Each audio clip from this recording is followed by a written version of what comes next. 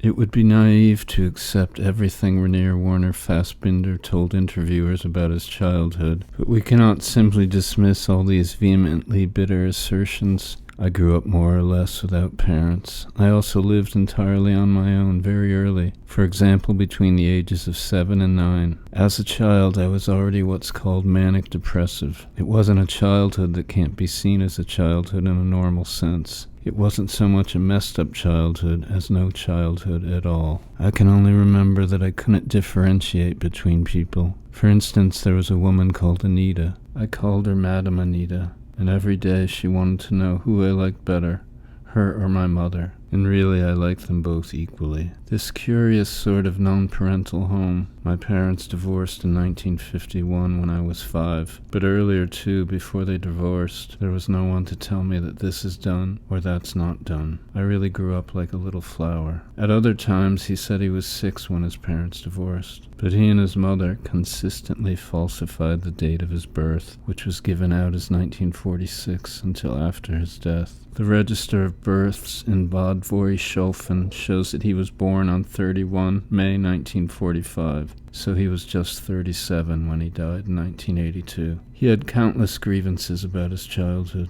He has complained bitterly about the 17-year-old boy, Siggy, his mother took as a lover when he was 8 or 9. Siggy tried unsuccessfully to behave like a father, and Rainier had an even unhappier relationship with the much older man his mother married in 1958. The boy got on so badly at his first school that he was classified as ineducable and expelled. He was then sent to a Rudolf Steiner school, where he was relatively happy, but afterwards he was sent to boarding schools and ran away from most of them. It was only later in his life that he could feel he was getting to know his parents. Throughout most of his childhood, neither of them took much interest in him, except for brief periods when his mother took too much. She confided dreams she had about marrying him, but to say he had no childhood at all is to kick equally hard at each phase of his early development. That he should need to do this is revealing, but the phases were extraordinarily dissimilar. For about 6 years, from 1945 to 1951, he lived with both his parents. His father, Helmuth Fassbinder, was a doctor with a surgery at his flat in Sendlingerstrasse,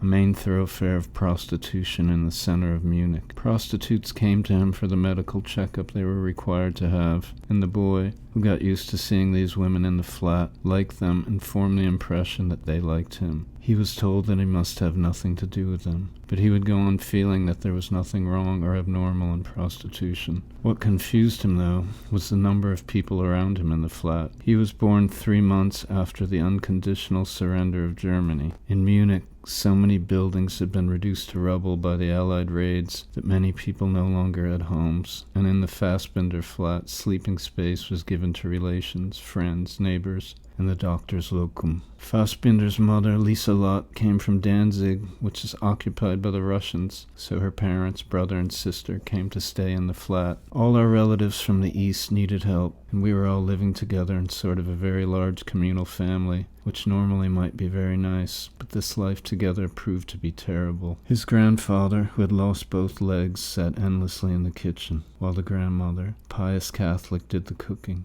Fassbinder's memories of her were mostly hostile. He used to tell the story of a toy monkey she had made for him after he had jealously destroyed the toy monkey belonging to a patient's child. For this he was punished, and to console him, his grandmother spent a good deal of time on making him a monkey out of material stuffed with stones. But during a row they had in the kitchen, he threw it at her, and it broke. The doctor, who had 2 sons by a previous marriage, did not take much interest in Rainier, and neither did Lisa Lott, who helped her husband in the surgery. A friend of hers, who used to take Rainier out for walks from the age of about 3, remembers that he had an insatiable appetite for stories, and wanted them to be made up specially for him. Often, when she finished improvising one, he would ask her to repeat it. If the second version deviated from the first, he would complain. The liveliness of his imagination is evident in the early paintings he did. He produced a great many of them, but his mother had no memory of his ever playing games in the flat. It was at about this time of his parents' divorce that he began to develop a taste for westerns.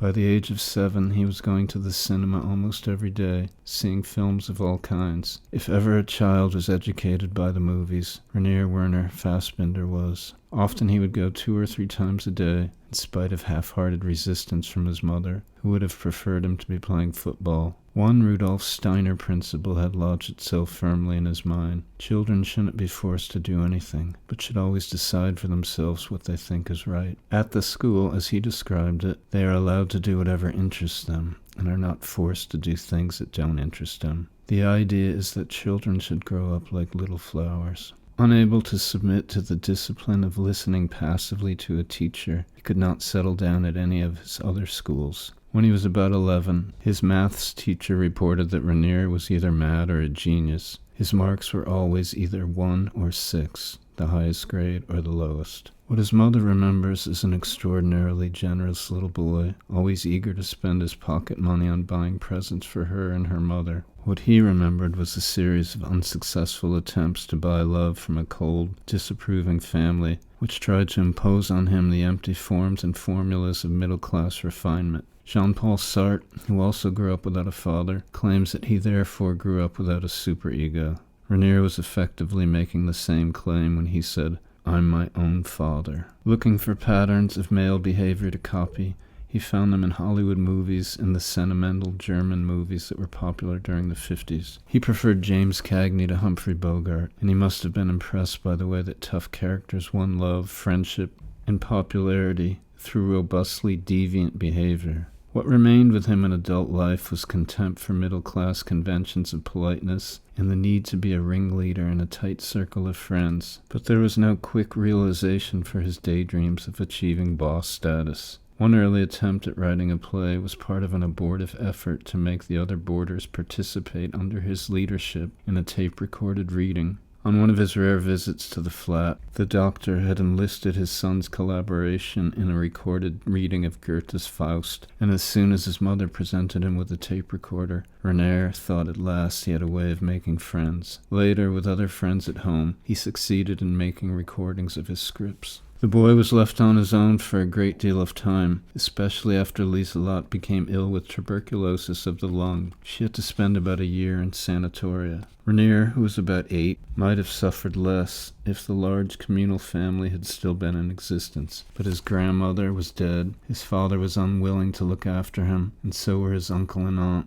who had moved out of the flat. His mother had sublet rooms in it to other people, and the boy never went short of food. But with no one to look after him properly or take charge of him, he slowly became more independent and uncontrollable. He spent time in the streets, sometimes playing with other boys, sometimes just watching what went on. Helmuth Fassbinder took advantage of his wife's absence to repossess most of the things that had belonged to them jointly, and when after the lobe of one lung had been removed, she finally came home, she did not have enough money to keep the flat going. Maria Sekel-Jelkman, the friend who had taken Rainier for walks and told him stories, was a journalist, and she persuaded her boss, Wolf Eder, to give Lieselotte a room in his flat. Though she had studied only German literature, she knew she would be able to earn money by translating, but she could not concentrate when the restless, noisy, headstrong boy was with her, and she could not always take time to cook for him either. He was often sent out to the cinema or given money to buy himself a sausage from the stall on the corner. Feeling rejected, he tried to withdraw from the relationship. When she sent him 10 marks for the rail fare home from the school, he spent the money on taking friends to the cinema. She felt rebuffed by the child and told herself that she must not be emotionally dependent on him. At home, he struck her as aggressive and critical. Even his visual sense could become a weapon.